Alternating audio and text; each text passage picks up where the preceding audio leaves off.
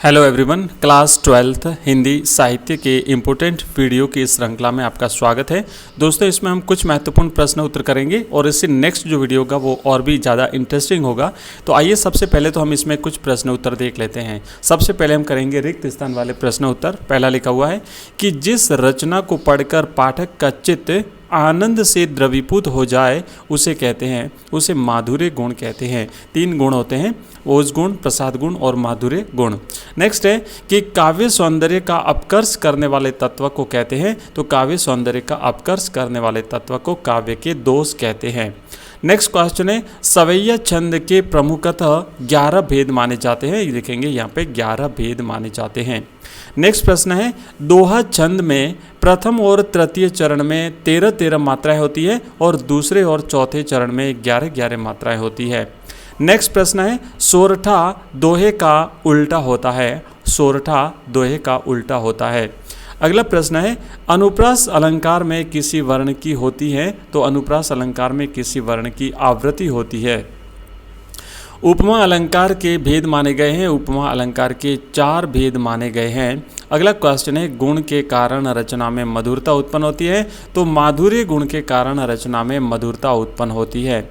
Next है मुख्यार्थ में बाधा पहुंचाने वाले कारकों को काव्य के दोष कहते हैं। मुख्य अर्थ में बाधा पहुंचाने वाले कारकों को काव्य के दोष कहा जाता है।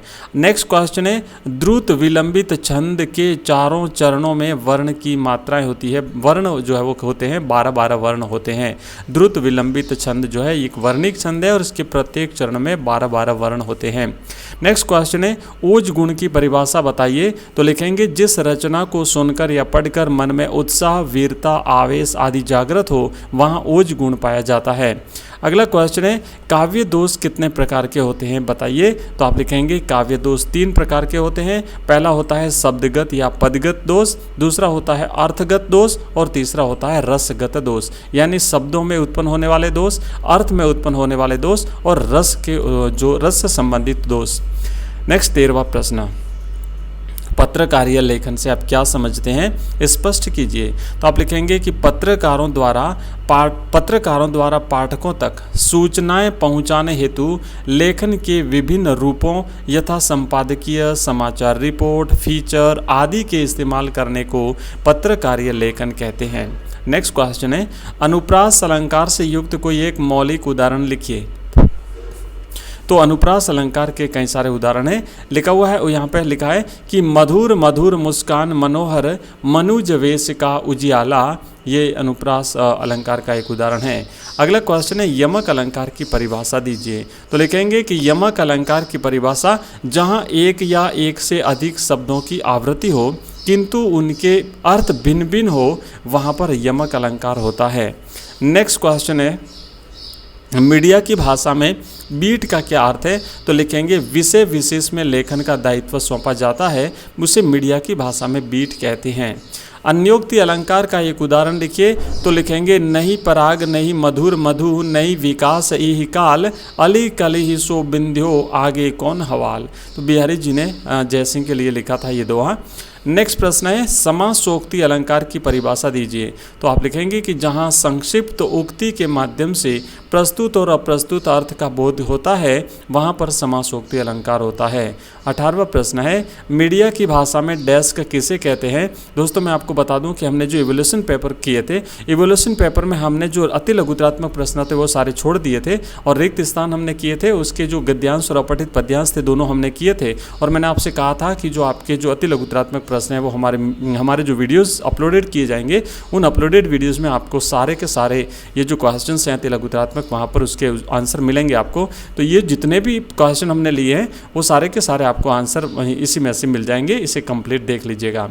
लिखा हुआ है कि विशेष लेखन के लिए अलग से डेस्क होता है तथा उस डेस्क पर उस विषय के विशेषज्ञ पत्रकार या पत्रकारों का समूह कार्य करता है, उसे डेस्क कहते हैं। 19वां प्रश्न है पत्रकारीय लेखन और साहित्यिक लेखन में अंतर स्पष्ट कीजिए। तो आपको लिखना है कि पत्रकारिता लेखन का संबंध वास्तविक घटनाओं, समस्याओं आदि से होता है, जबकि साहित्यिक लेखन का संबंध कल्पना से होता है, जिसमें भाव, विचार और अनुभूति जुड़ी होती हैं। पत्रकारिता लेखन समसामयिक होता है और साहित्यिक लेखन भूत, वर्तमान और भविष्य इनसे संबंधित जो वो होता है। नेक्स्ट क्वेश्चन है 20वां। उल्टा पिरामिड शैली की किन्हीं 2 विशेषताओं को बताइए। तो आप लिखेंगे उल्टा पिरामिड शैली की 2 विशेषता निम्न प्रकार होती हैं। पहला तो है सबसे पहले समाचार का सबसे महत्वपूर्ण तथ्य लिखा जाता है और उसके बाद घटते क्रम में अन्य तथ्यों एवं सूचनाओं को लिखा जाता है। नेक्स्ट क्वेश्चन है सरस तामरस गर्भ विवाह पर नाच रही तरु शिखा मनोहर से कवि का क्या तात्पर्य है। तो आप लिखेंगे कि प्रातःकाल होते ही सूर्य का लाल प्रकाश पेड़ों की शाखाओं पर पड़ता है, वहाँ से सूर्य का प्रकाश छन छन कर चारों तरफ हरियाली पर फैल जाता है। उस समय प्रतीत होता है कि पेड़ की शाखाएं कमल के फूल के बीच प्रसन्न होकर नाच रही हैं। नेक्स्ट क्वेश्चन है समाचार लेखन और फीचर लेखन शैली को संक्षेप में लिखिए। तो आप लिखेंगे कि समाचार लेखन ने तथ्यों की सूचना पर जोर दिया जाता है, जबकि फीचर में लेखक अपनी राय भी लिख सकता है। समाचार लेखन के ठीक विपरीत फीचर लेखन में उल्टा पिरामिड शैली का प्रयोग नहीं होता, जबकि फीचर की भाषा सरल, आकर्षक और मन पर प्रभाव डालने वाली होती है।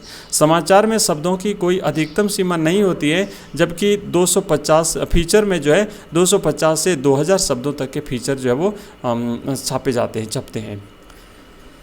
नेक्स्ट है 23वां प्रश्न। पत्रकार कितने प्रकार के होते हैं, संक्षेप में लिखिए। आप लिखेंगे कि पत्रकार 3 प्रकार के होते हैं। पहले होते हैं पूर्णकालिक पत्रकार। तो ये जो किसी समाचार संगठन में काम करने वाले नियमित वेतनभोगी जो कर्मचारी होते हैं वो पूर्णकालिक पत्रकार कहलाते हैं। दूसरे होते हैं अंशकालिक पत्रकार, इन्हें स्ट्रिंगर भी कहते हैं और ये किसी समाचार संगठन में एक निश्चित मानदेय पर काम करते हैं। और तीसरे होते हैं फ्रीलांसर पत्रकार, ये भुगतान के आधार पर अलग अलग समाचार संगठनों के लिए, अखबारों के लिए काम करते हैं।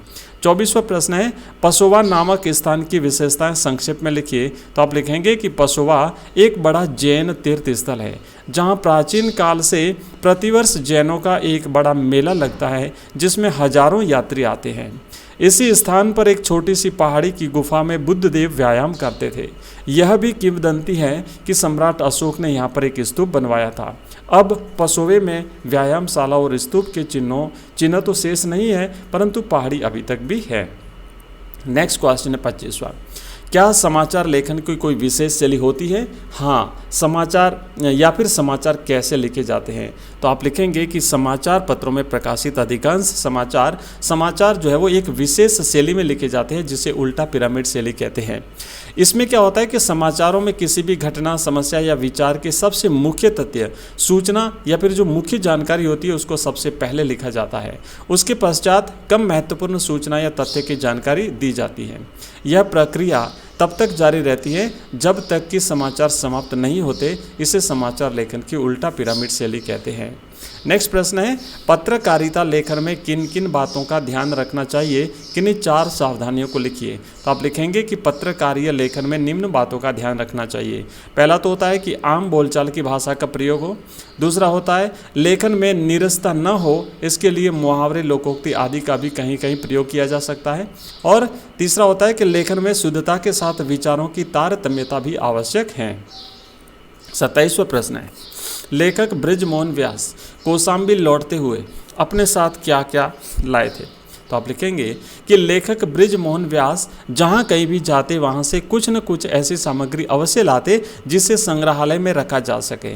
कौशाम्बी लौटते समय वे अपने साथ पसोवा गांव से कुछ बढ़िया मृण मूर्तियाँ, सिक्के और मनके तो लाए ही, साथ ही 20 सेर वजन वाली चतुर्मुखी शिव की प्रतिमा भी लाए, जो गांव के बाहर एक पेड़ के नीचे रखी गई थी। तो ये एक महत्वपूर्ण वीडियो में हमने कुछ प्रश्न आंसर देखे। अगले वीडियो में इससे भी बढ़िया क्वेश्चन आंसर्स देखेंगे और एक वीडियो आपको निबंध का मिलेगा, जो इंपॉर्टेंट टॉपिक है निबंध के, किस पर निबंध आ सकता है। हम संभावित जो टॉपिक हैं वो लेंगे और उसके बाद में जो आपके साहित्यिक परिचय रहेगा कवियों का और लेखकों का, उस पर भी एक वीडियो मिलेगा आपको। Thank you very much.